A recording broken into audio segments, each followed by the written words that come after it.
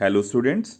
So today we are going to understand our chapter number 2 of history, that is from trade to territory. And in this chapter we will understand how a company of Europe which came to India only for the sake of trade, which had a sole motto to purchase the best quality of Indian goods from India and then take it to their country and sell them there on huge profit. What happened? What were the situations that it got the jackpot? It got this big lottery that it became the political master of this country. So, we are talking about the English East India Company, which came from Britain to India in 1608, and within next 200 years, it defeated the smaller and larger kingdoms of India and became the big boss of this country. तो चलो अब हम start करते हैं अपना ये chapter, और इससे पहले we continue with this chapter further, let's recapitulate what we had learnt in the last chapter of class 7th history, and the name of that chapter was 18th century political formation. So in that chapter we had learned how after the death of Aurangzeb the political instability came in India. Aurangzeb की death के बाद भारत जो है वो छोटे छोटे kingdoms में बंट जाता है, और इसकी शुरुआत मुगल एम्पायर से होती है जो एक एक करके छोटे छोटे सेगमेंट्स में बढ़ता जा रहा है. And this emergence of new states in India in the 18th century gave birth to many new small and large kingdoms. Some of them were Hyderabad, which was the part of Mughal Empire during the time of Aurangzeb. Nizamul Mulk Asaf Jah declared free. Then the next very important kingdom was the Awadh, which was the part of old province of Mughals. But Burhanul Mulk Sadat Khan also started running it independently. And then the third one, the most prosperous state of the 18th century was Bengal, and its governor also Murshid Quli Khan declared himself free and started running Bengal independently. So in the end you can see this map of India of mid 18th century, where India was divided into smaller kingdoms after the decline of the central Mughal power.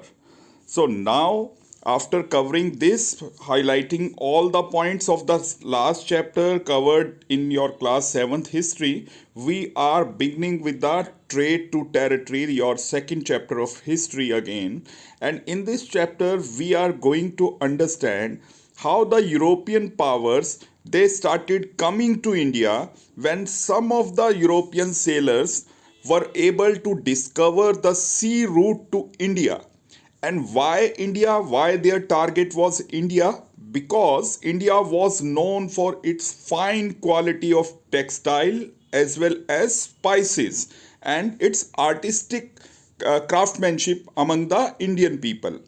So you can first see these two pictures, these two images I have given to you. One is the image when English East India Company's officer Thomas Munro reached to the court of Jahangir, the son of Akbar, in 1608, where he was just requesting the Mughal Emperor Jahangir to give the permission to English East India Company to trade in India. And then this second image of last Mughal Emperor Bahadur Shah Zafar, who after the 1857 revolt was arrested by English East India Company. His sons were murdered just before his eyes, and he was sent to the jail of Rangoon, the capital of Burma of that time. Today it is known as Myanmar, where he spent the last years of his life. So now you can understand how this company became powerful in 200 years time period, and we are going to study it now in a proper manner. And in the 15th century, the European sailors were trying to find the new routes of trade, and the main focus was to discover the sea route to India. The first man who got the success was the Portuguese sailor Vasco da Gama. He started from the Portugal and was able to reach on the eastern coast of India in 1498, and then he reached the eastern coast in Kerala, that was Calicut, where he reached. After that, the Portuguese started coming to India through this sea route discovered by Vasco da Gama, and they settled in the eastern coast of India. Then we could easily see through this map also many other European sailors also followed them, like 1595 the Dutch people came, then English East India Company 1608, then 1616 the Danish people, and then finally 1664 the French East India Company. The same you can also notice in this timeline also, where the different European companies came to India in different time. But our main focus is to English East India Company, which came to India in 1608. So Queen Elizabeth, the Queen of Britain, gave the permission to English East India Company to the monopoly right to trade with India. It gave a signed charter to this company, which was named as English East India Company. It means only this company was allowed to trade with the eastern countries of Asia, more particular to India.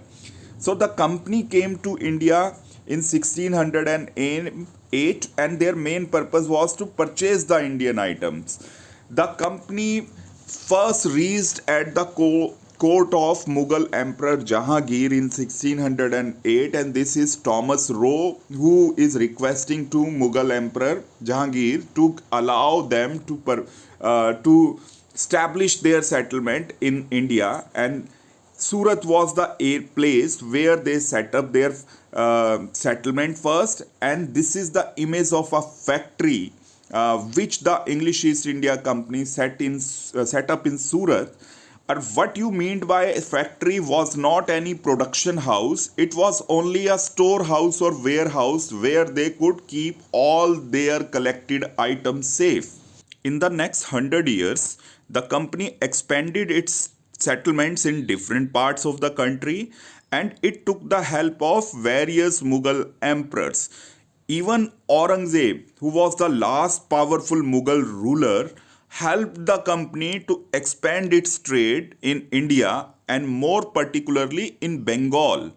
So Mughal Emperor Aurangzeb, he issued a farman in support of the company that the company could do the trade in Bengal without paying tax to the Bengal state. Then after the death of Aurangzeb, in this image you can see the line of the Mughal emperors who came after Aurangzeb, and most of them were very weak. So it was a perfect and golden opportunity for the English East India Company to expand its trade, and not only trade, from trade it could now move to the territories to win the Indian territories. So now we can see that how the company started, and the first launching pad for the company where it experimented from trade to territory was the Bengal. So after the death of Aurangzeb, many of the governors of Mughal Empire, they started running their provinces independently, and the state was Bengal also, where Murshid Quli Khan, he started running Bengal according to his own will without consulting the Mughal empires. Then he was followed by another powerful Bengal Nawab, Alivardi Khan, from 1740 to 56. And then finally comes this person, this Bengal Nawab, Sirajuddaulah. And it was his time period when the dispute started between the Nawab and the English East India Company. Now, what was the reason of dispute? हमने अभी पीछे discuss किया था कि English east India company got the Farman from the Aurangzeb to do the trade in Bengal without paying the taxes to the Bengal state. Or English East India Company started misusing this farman. Many of the English East India Company officers, they started doing the private trade with this farman, and it brought a lot of loss to the Bengal treasure. So Nawab was very angry. Moreover, the company started fortification of its factories in Calcutta. This made also the Nawab angry, and when he ordered to stop this fortification, कि वो अपने factory की किले की दीवारें बनाना बंद करे company, तो the company simply disobeyed the order of the Nawab. Now Nawab was very furious and he wanted to teach the lesson to this English East India Company who had a dare to disobey the order of Nawab. So now Nawab gave the order to his army to go and close down the factory of English East India Company in Kolkata, and on his order the army went there of Nawab, closed down the factory of Kolkata, and the British officers, English East India Company officers, were arrested. When this information reached to the Madras presidency of English East India Company, one person who came from Madras to Bengal was Robert Clive, and Robert Clive adopted the policy which became an example for the later Britishers in India, and the policy was divide and rule. What Robert Clive did? He met with the army general of Nawab. Name of that army general was Mir Jafar. He persuaded him, gave him offer to become the new Nawab if Mir Jafar joined the army of Robert Clive.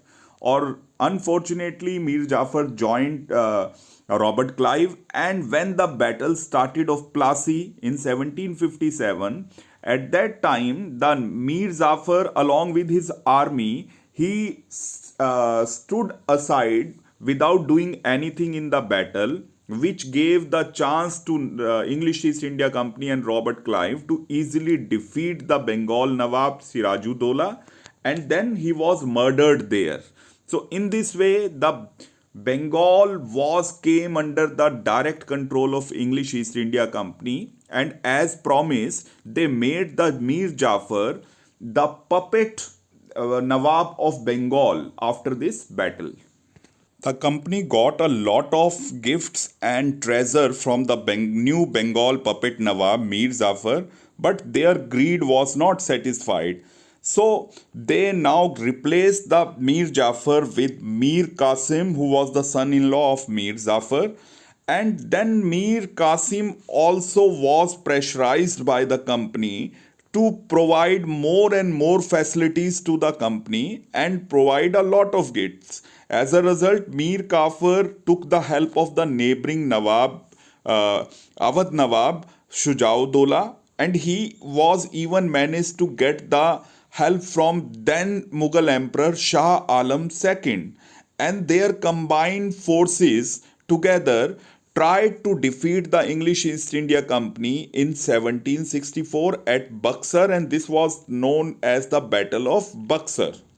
Sadly, the Mir Qasim also got a defeat, and then this battle really proved a game changer for English East India Company, as they got the Diwani rights of 3 states from this battle. This is the famous painting which is depicting the Allahabad Treaty signed between Shah Alam II Mughal Emperor and Robert Clive after the Battle of Buxar. So in this treaty, Shah Alam provided the Diwani rights, right to collect the revenue from the 3 states of India.